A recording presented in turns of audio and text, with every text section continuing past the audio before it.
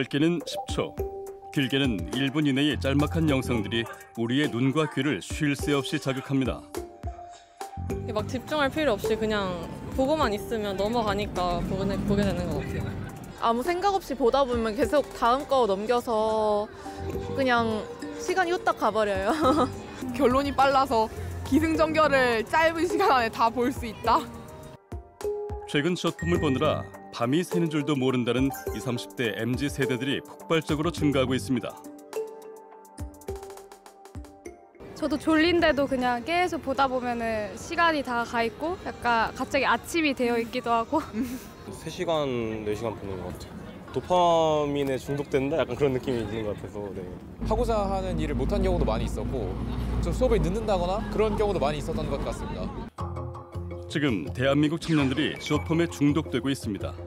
문제는 숏폼 중독으로 인한 부작용이 사회 문제로까지 대두되고 있다는 사실인데요. 목적 없이 짧은 시간에 나를 즐겁게 해주는 용도로 보고 있기 때문에 중독성이 굉장히 강하죠. 그 도파민을 얻어내기 위한 반복적인 행동을 하게 되는 것이 마약 중독이나 숏폼, 과의존 중독 이런 것들이 이제 같은 맥락 안에 있다고 볼 수 있습니다. 대한민국 청년들의 일상을 무너뜨리고 건강마저 해치는 숏폼 중독의 실태를 파악해보고 개선할 수 있는 방안은 무엇인지 알아봤습니다.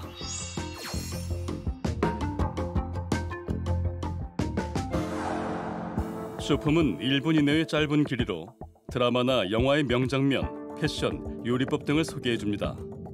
굳이 검색을 하지 않아도 알고리즘을 통해 짧은 시간에 수십, 수백 개의 영상이 무한정 재생되는 숏폼. 이렇듯 숏폼은 짧은 시간에 핵심을 전달하는 특징이 있어 빠른 변화를 선호하는 MZ 세대들에게 필수 콘텐츠로 급부상했는데요.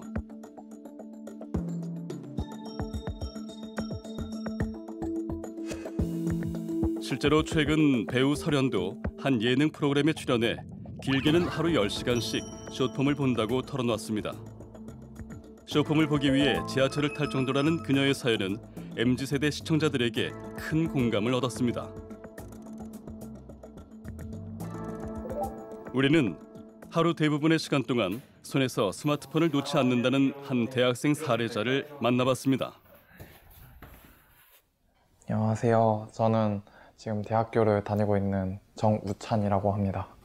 혹시 스크린 타임 좀 볼 수 있나요? 네, 지금 보여드릴게요.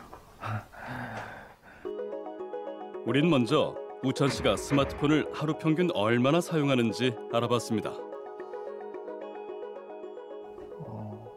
저번 주 기준으로 10시간 15분 정도 나오고 있습니다. 그럼 하루에 10시간 15분 평균 스마트폰을 사용했다는 거예요? 네, 켜진 시간은 그렇게 보시면 될 것 같습니다. 우찬 씨는 잠을 자는 시간을 빼고 매일 하루 중 절반이 넘는 시간 동안 스마트폰을 사용하고 있는데요. 그중 숏폼을 볼 수 있는 G사의 비디오 플랫폼 앱을 사용한 시간은 평균 2.7시간으로 전체 스크린 타임의 25%를 차지했습니다. 실제로 올해 1월 국내에서 모바일로 G사의 비디오 플랫폼 앱을 시청한 시간은 19억 5천만 시간으로 조사됐는데요. 이는 2022년 9월 사용 시간인 13억 8,057만 시간보다 무려 41%나 증가한 수치로 2위를 차지한 앱 사용 시간보다는 3배, 3위에 5배에 달하는 수치입니다. 전문가들은 이런 현상의 원인으로 G사의 비디오 플랫폼이 제공하는 숏폼의 인기가 급상승했기 때문이라고 분석합니다. 숏폼을 보는 거 시청 시간 어느 정도 되는 것 같아요? 1시간에서 2시간 정도 되는 것 같습니다. 영상이 되게 짧아가지고 임팩트가 있거든요. 그리고 알고리즘에 맞춰서 나오다 보니까 자기가 보고 싶은 것만 보게 되고 그걸 꽂히다 보면 계속 보게 되는 것 같아요. 실제로 2022년 7월까지 6개월 이내 미디어 플랫폼을 이용한 MZ세대 응답자 중 무려 81.2%가 숏폼 이용 경험이 있다고 응답했는데요. 이들의 하루 평균 숏폼 콘텐츠 시청 시간은 평일에는 75.8분, 주말 96.2분에 달하는 것으로 조사됐습니다. 숏폼 콘텐츠 영상이 대부분 1분 이하인 것을 고려하면 매우 긴 시간을 소비하는 것을 알 수 있었습니다. 쇼폼을 보기 위해서 투입해야 되는 에너지가 굉장히 적어요. 사람들이 에너지가 없을 때 쉽게 만족을 하기 위해서 쇼폼 쪽으로 이렇게 간다고 저는 보고 있거든요. 그래서 이런 학생들이 쇼폼을 한번 보게 되면 의지를 많이 투입하지 않고도 금방 만족을 하게 되니까 그쪽으로 한번 몰입하게 되면 이제 어려운 거 싫어하고 이제 느린 거 싫어하고 이렇게 되는 것이 연결되어서 쇼폼 쪽으로 많이 이제 빠져들게 되는 것 같습니다. 우리가 만나본 우찬 씨도 최근 점점 쇼폼을 보는 시간이 길어졌습니다. 문제는 이렇게 별 생각 없이 장시간 쇼폼을 시청하면서 예상치 못한 후유증을 얻게 됐다는 겁니다. 이제 뭔가 눈이 나빠지는 것 같다는 그런 느낌을 받을 때도 있고, 그리고 자세가 불편해가지고 이제 다른 방향으로 돌린다던가 그런 건 있어요.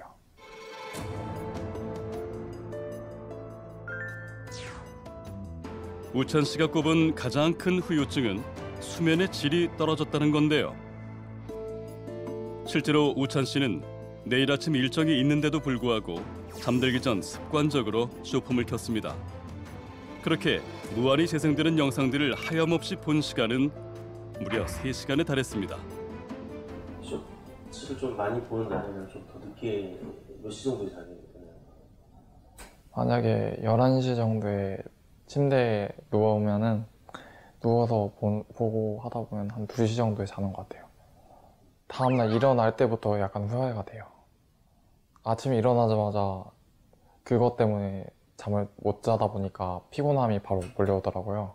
그래서 일어나기도 힘들고, 그리고 아침에 수업 시작할 때도 약간 피곤함이 있어가지고 집중력이 떨어지지 않나. 이러한 부작용은 우찬 씨만의 문제가 아니었습니다. 잠자야 되는데 조금 보다가 좀 늦게 자고 그런 적이 있어요? 맨날 그러죠. 그러면 몇 시에 자야 되는데 얼마나 보고 있는 거예요? 한 12시에 자려고 누우면 2시에 자는 것 같아요. 릴스나 그냥 밤새 본 적도 있고 보면서 그냥 그냥 너무 졸려서 잠들기 전까지 계속 보고 있는 것 같아요. 저도 졸린데도 그냥 계속 보다 보면은 시간이 다 가 있고 약간 갑자기 아침이 되어 있기도 하고.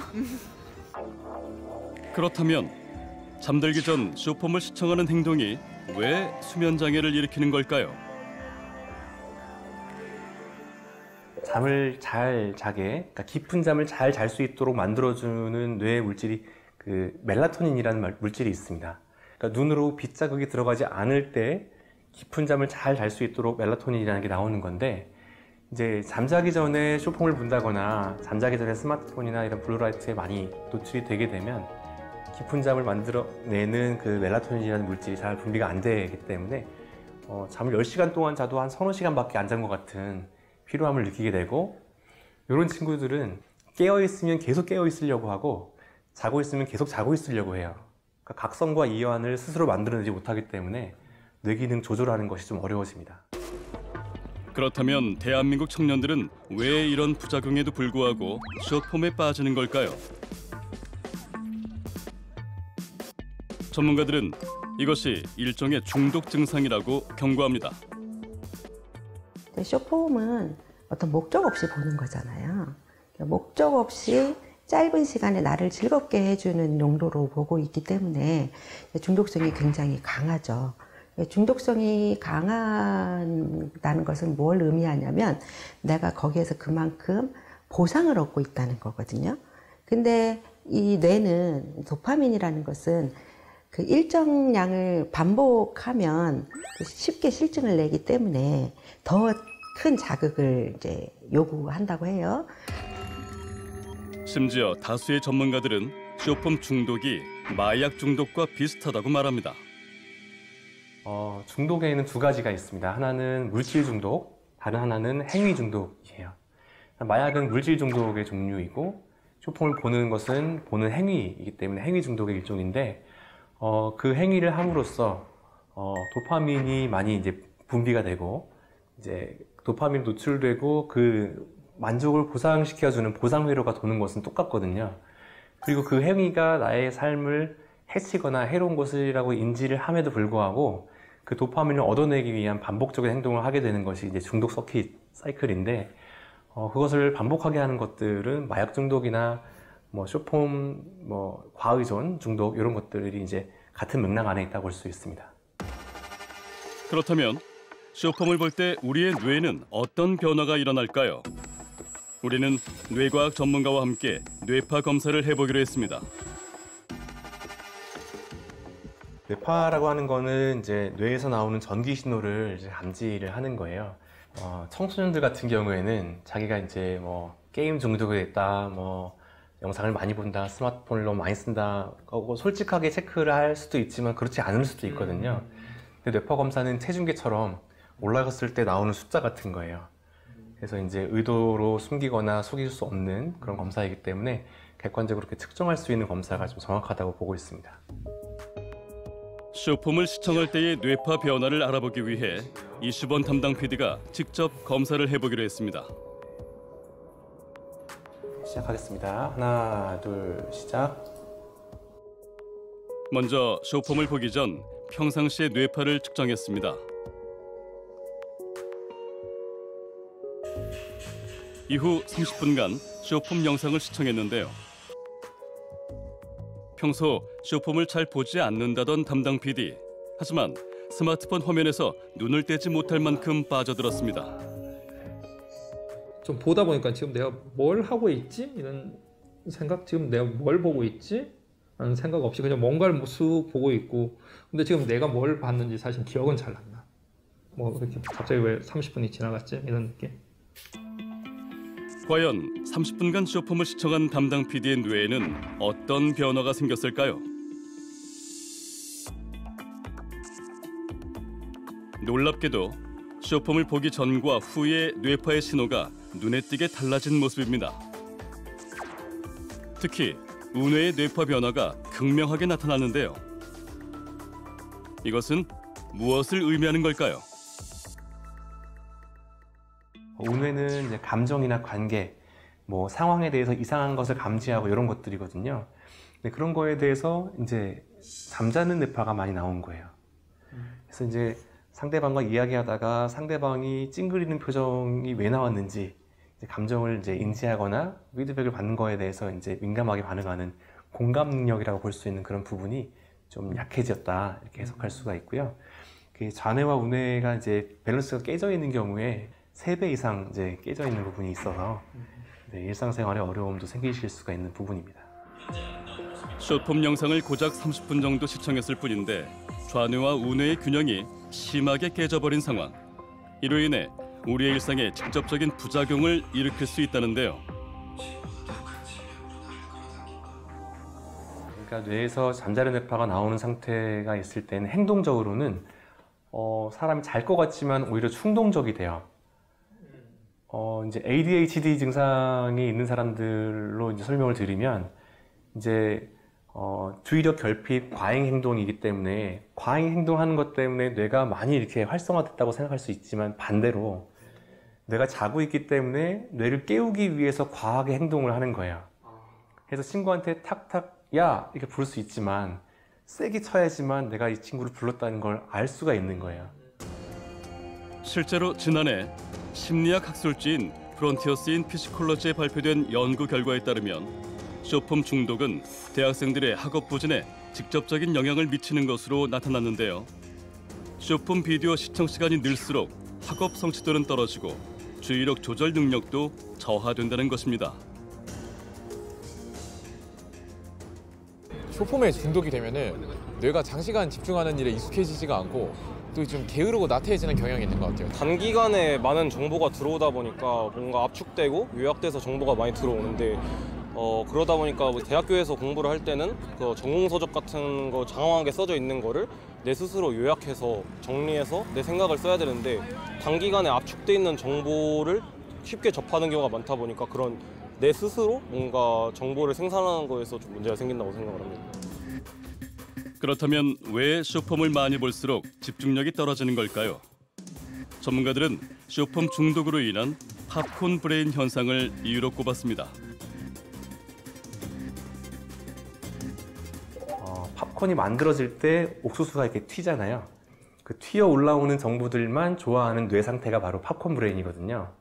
근데 쇼폼을 보는 게 딱 그 상태를 만드는 과정이에요. 그러다 보니까 이제 멈춰 있는 것들은 잘 이제 감지가 안 되게 되는 거예요. 근데 학생들에게 중요한 것이 이제 교과서에 있는 멈춰 있는 글씨를 빨리 이제 감지하고 이제 해석해야 되잖아요. 근데 멈춰 있는 글씨들에 이제 익숙하지 않다 보니까 공부를 조금만 하면 금방 지루해지고 내가 넘지 못할 만한 벽인 것처럼 느껴지게 되기 때문에 공부하는 머리하고 팝콘 브레인 상태는 정반대쪽에 있다고 이제 말씀드릴 수 있습니다. 숏폼 중독은 스마트폰 중독의 새로운 증상으로 볼 수 있는데요. 2022년 스마트폰 과의존 실태 조사를 보면 만 3세에서 69세 스마트폰 이용자 중 과의존 위험군은 23.6%로 국민 4명 중 1명이 스마트폰에 중독돼 있는 것으로 나타났습니다. 이들 중 대부분이 스마트폰을 주기적으로 확인하지 못하면 불안하거나 스마트폰 배터리가 부족해지면 초조함을 느끼는 증상을 호소했습니다.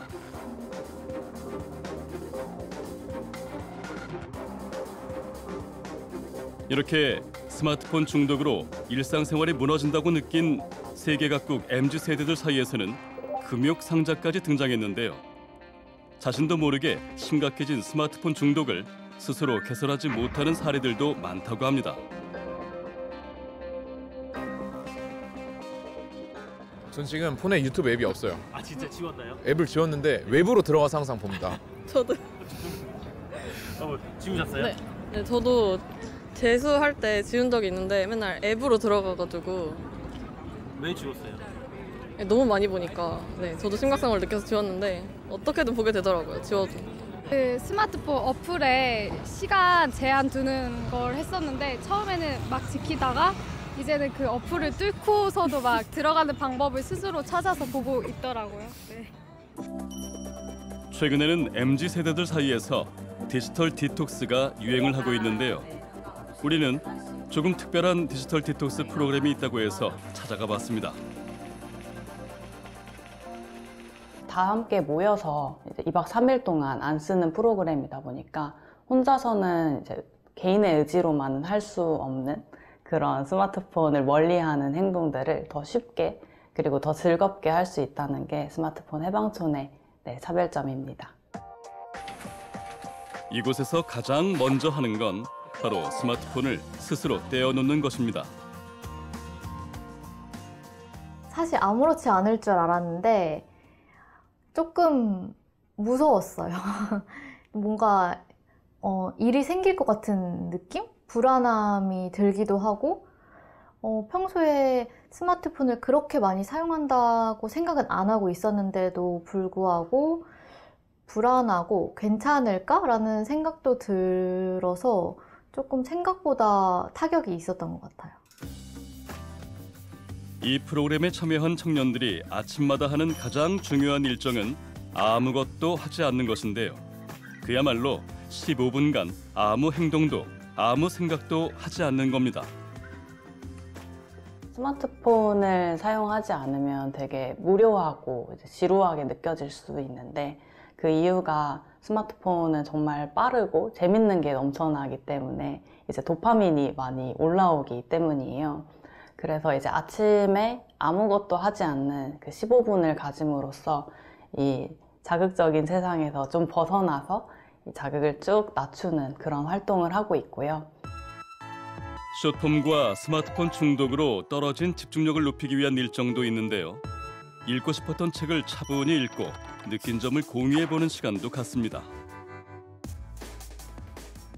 책 읽을 때 집에서 보통 읽으니까 집에는 TV도 있고 스마트폰도 있으니까 책이 조금 지루해진다 싶으면 바로 핸드폰으로 가서 재밌는 거를 찾게 되고 또 그거를 스스로 제어하기가 좀 어려웠던 것 같아요. 근데 이제 여기서 책을 읽고 스마트폰이 없으니까 내가 다른 데로 도피할 수 있는 곳이 없잖아요. 그래서 아예 유혹이 없으니까 책 읽는 게 힘들다는 생각이 덜 들었어요. 이후 숙소를 벗어나 야외로 나온 참가자들. 이번 프로그램은 스마트폰 내비게이션 앱 대신 종이 지도를 보며 마을 산책을 해보는 것입니다. 하늘이 되게 예쁘고 천이랑 마을 풍경이 너무 예쁜 거예요. 드라마에 나오는 세트장 같고. 그래서 사진을 찍고 싶다. 그리고 찍어서 바로 인스타그램에 올리고 싶다는 생각이 무의식적으로 든 적이 종종 있었어요. 스마트폰 없이 돌아다니니까 좀 더 풍경을 자세히 보게 되고, 또 핸드폰을 못 보니까 상대적으로 주변을 더 많이 둘러보게 되더라고요. 그래서 좀 현실에 뭐가 있고 이런 게 예쁘구나 하는 거를 좀 더 많이 느끼게 된 것 같아요. 스마트폰에서 해방된 참가자들은 평소보다 빨리 잠에 들고 숙면을 취하는 것이 가장 좋았다고 말합니다. 스마트폰이 기능적으로 사용되는 부분들이 있잖아요. 뭐 지도나 알람 같은 거. 그런 거에서 내가 필요한 것만 남겨두고 나머지는 사용을 안 하기로 결정을 할 수 있을 것 같고요. 방에 스마트폰을 놓고 나와서 아예 나랑 분리시켜야겠다라고 생각을 했어요. 그래서 항상 내 옆에 있는 물건이 아니라 그냥 필요할 때만 쓰는 물건으로 용도를 바꾸려고 이제 이 워크북에도 적었습니다.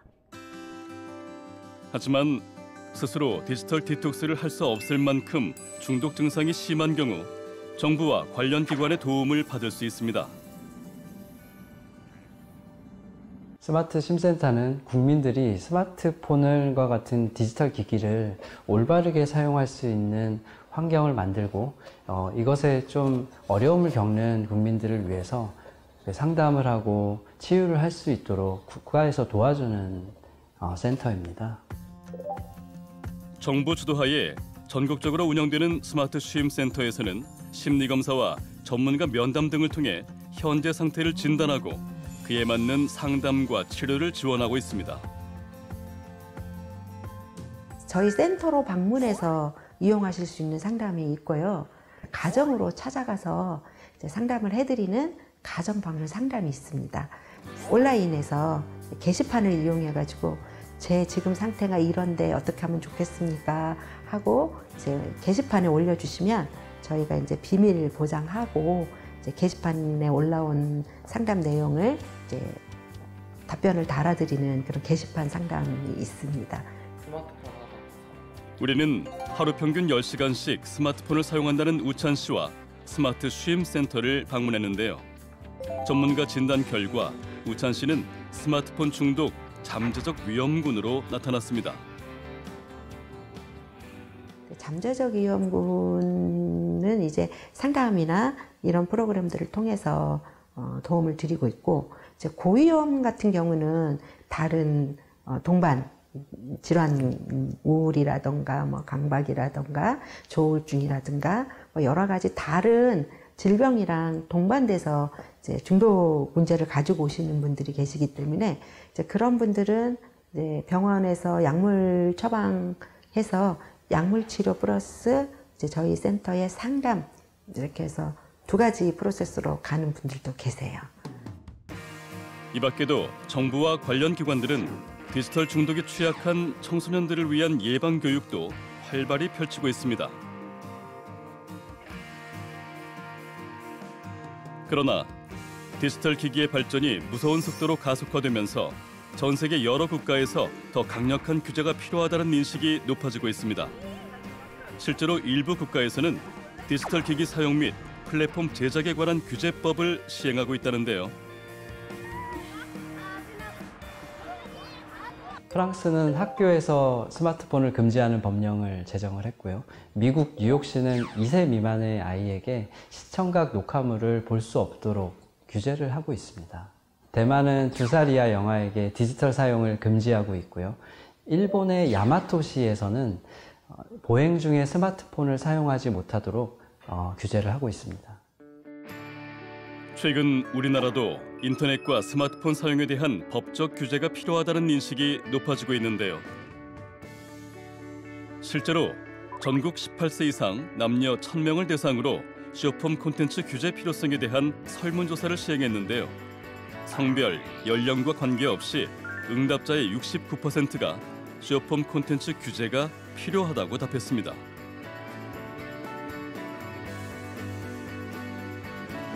전문가들은 정부와 관련 기관이 국민들의 정서를 반영한 정책과 법안을 마련하기 위해 노력해야 한다고 말합니다.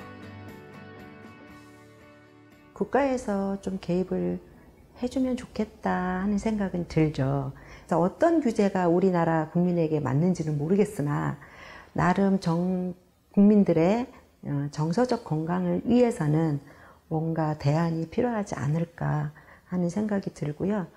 이런 우리 국민의 그 심리적인 안정을 추구하고 이제 보장해 주는 데 있어서 국가가 좀 더 신경을 쓰고 좀 예산을 편성해서 좀 정신적인 건강을 회복하기 위한 노력을 조금 할 필요가 있지는 않나 하는 생각이 많이 들고 있습니다.